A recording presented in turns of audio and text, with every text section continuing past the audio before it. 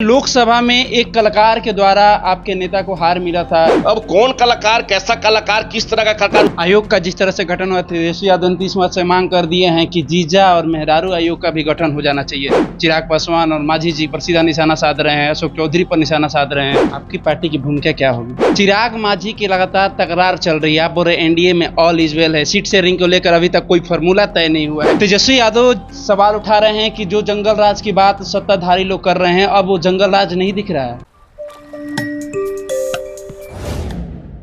2025 बिहार के लिए चुनावी साल है। ऐसे में एक नेता को कहीं पर जाना, और पक्ष हो या विपक्ष हो, लगातार उनके घेरे में रहते हैं कि आखिर नेता जा रहे हैं तो बात क्या है। इस पर बात करने के लिए राष्ट्रीय लोक मोर्चा के प्रवक्ता हमारे साथ राम पुकार सिन्हा जी है। पहले तो बोले भारत में आपका स्वागत करते हैं। धन्यवाद। आपको भी बोले भारत के माध्यम से पूरे बिहार और देशवासियों को हार्दिक शुभकामनाएं और बधाई हो राष्ट्रीय लोक मोर्चा एवं एनडीए गठबंधन की ओर से।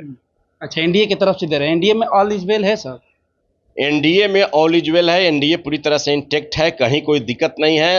वक्त का इंतजार कीजिए। 243 सीटों का लक्ष्य आप लोगों के सामने हम लोग बता देंगे कि 243 सीटों पर एनडीए कितनी मजबूती से चुनाव लड़ रहा है। चिराग मांझी की लगातार तकरार चल रही है। आप बोल रहे एनडीए में ऑल इज वेल है, सीट शेयरिंग को लेकर अभी तक कोई फॉर्मूला तय नहीं हुआ है। कैसे एनडीए में ऑल इज वेल? अब आप मीडिया के भाइयों को थोड़े फार्मूला मालूम होगा। फार्मूला का जहां हमारा प्लेटफॉर्म है वहां तो काम हम लोग का हो रहा है।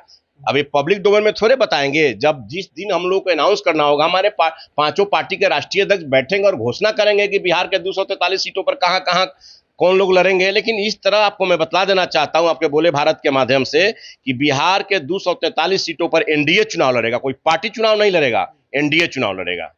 आपकी पार्टी की भूमिका क्या होगी? राष्ट्रीय लोक मोर्चा एनडीए का एक मजबूत हिस्सा है, और मजबूत हिस्सा मतलब कहने का मतलब कि सामाजिक न्याय की विचारधारा को एनडीए गठबंधन में रखने वाले हमारे नेता आदरणीय उपेंद्र कुशवाहा जी है। और उपेंद्र कुशवाहा जी का जो सामाजिक न्याय की धारा है, लोकतंत्र है, समाजवाद है, धर्मनिरपेक्षता है, तमाम मुद्दों को लेकर एनडीए गठबंधन में हमारे नेता आदरणीय उपेंद्र कुशवाहा जी पूरी तरह से वकालत करते हैं। और जब बैठते हैं बैठक में तो तमाम सामाजिक मुद्दों को लेकर एनडीए में जो बात होती है तो उसमें हमारी यही सहभागिता है कि एनडीए गठबंधन में एक मजबूत घटक के रूप में राष्ट्रीय लोक मोर्चा है। तेजस्वी यादव सवाल उठा रहे हैं कि जो जंगल राज की बात सत्ताधारी लोग कर रहे हैं, अब वो जंगल राज नहीं दिख रहा है। आए दिन अपराध बढ़ रहे हैं, क्राइम बढ़ रहे हैं, लेकिन इस पर रोक नहीं लग रहा है। नीतीश कुमार जी चुप्पी साधे हुए हैं। हाँ, सही बात बोल रहे हैं तेजस्वी प्रसाद यादव जी। जरा उनसे पूछिए कि उनको जब दिखाई पड़ रहा है तो आज 20 वर्षों में एक अन्य मार्ग मतलब मुख्यमंत्री आवास में एक भी अपहरणकर्ता के फिरौती की राशि 20 वर्षों में कभी मुख्यमंत्री आवास में हुआ है क्या? आप जरा पूछिए तेजस्वी प्रसाद यादव जी से। जरा पूछिए उनसे कि जब उनके माता पिताजी की सरकार थी तो पूरे बिहार में 150-200 लोगों का नरसंहार होता था। क्या बिहार में हो रहा है क्या? जरा पूछिए तेजस्वी यादव जी से। जरा पूछिए तेजस्वी यादव जी से कि भागलपुर में जैसे सांप्रदायिक तनाव हुआ था, सीतामढ़ी में सांप्रदायिक तनाव हुआ था उनके माता पिताजी के शासनकाल में, क्या बिहार में कहीं हो रहा है क्या?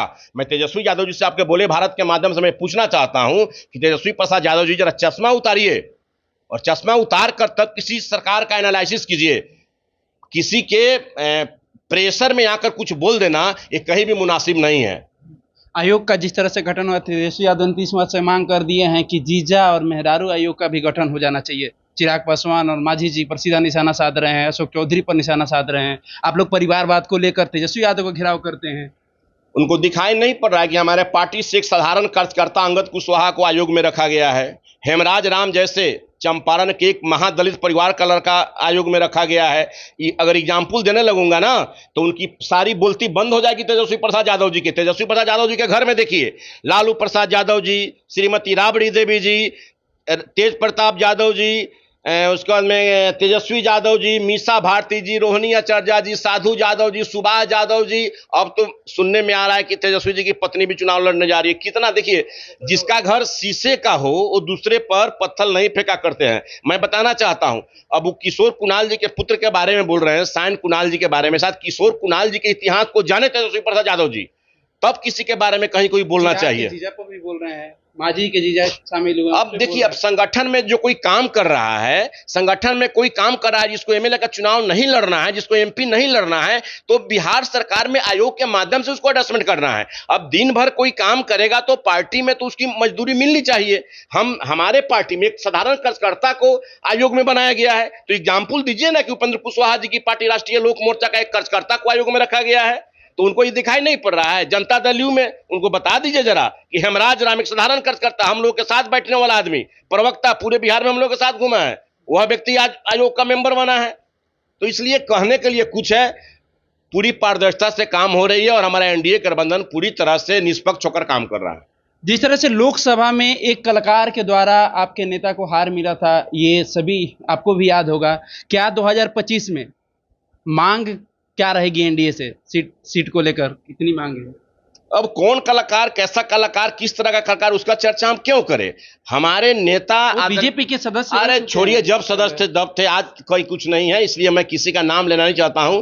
उपेंद्र कुशवाहा जी के राजनीतिक हैसियत को किसी से तुलना वैसे लोगों से मत कीजिए। उपेंद्र कुशवाहा जी बिहार की राजनीति में, सामाजिक न्याय के चेहरा में, ओबीसी समाज के चेहरा में, मैं दावे के साथ कह सकता हूं कि लालू प्रसाद यादव, नीतीश कुमार के बाद बिहार में ओबीसी का कोई बड़ा चेहरा है तो आदरणीय उपेंद्र कुशवाहा जी है। तो इतना जान लीजिए कि आदरणीय लालू प्रसाद यादव जी, आदरणीय नीतीश कुमार जी के बाद बिहार की राजनीति में ओबीसी का बड़ा चेहरा उपेंद्र कुशवाहा जी है, जिन्होंने चारों सदनों का प्रतिनिधित्व किया, जिन्होंने नेता प्रतिपक्ष बिहार विधानसभा रहे, जिन्होंने केंद्र में मंत्री रहे। तो ये सारी चीज क्राइटेरिया है। आने वाले समय में सब कुछ ठीक है, कहीं कोई दिक्कत नहीं है, एनडीए गठबंधन पूरी तरह से मजबूत है। कितना सीट का मांग है, बस ये तो बता। 243 सीट पर हम लोग लड़ने वाले हैं। एनडीए गठबंधन, राष्ट्रीय लोक मोर्चा कितने सीट? अब उसमें हम लोग बैठेंगे, हमारे नेता राष्ट्रीय अध्यक्ष जी बैठेंगे और जहां जहां जिस उम्मीदवार को उतारा जाएगा, लेकिन पूरी तरह से एनडीए चुनाव लड़ेगी।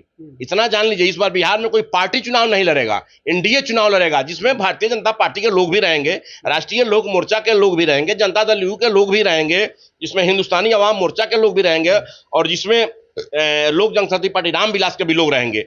सभी कार्यकर्ता रहेंगे, चुनाव लड़ेंगे, लेकिन चुनाव एनडीए लड़ेगा। चलिए, तो चुनाव एनडीए लड़ेगा, सभा का दावा है। एनडीए के जितने भी घटक दल है वो कह रहे हैं कि सीट शेयरिंग को लेकर जो फॉर्मूला है वो एनडीए तय करेगी। हम लोग बैठेंगे आपस में मिलजुल कर और सीट शेयरिंग का फॉर्मूला तय करेंगे, फिर एनडीए 243 सीटों पर चुनाव लड़ेगी। अब ये देखना होगा कि क्या सच में एनडीए सीट शेयरिंग को लेकर पेच फंसेगा या नहीं फंसेगा। फिलहाल इस खबर में इतना ही, छोड़ जाते हैं, दीजिए हमें इजाजत, धन्यवाद।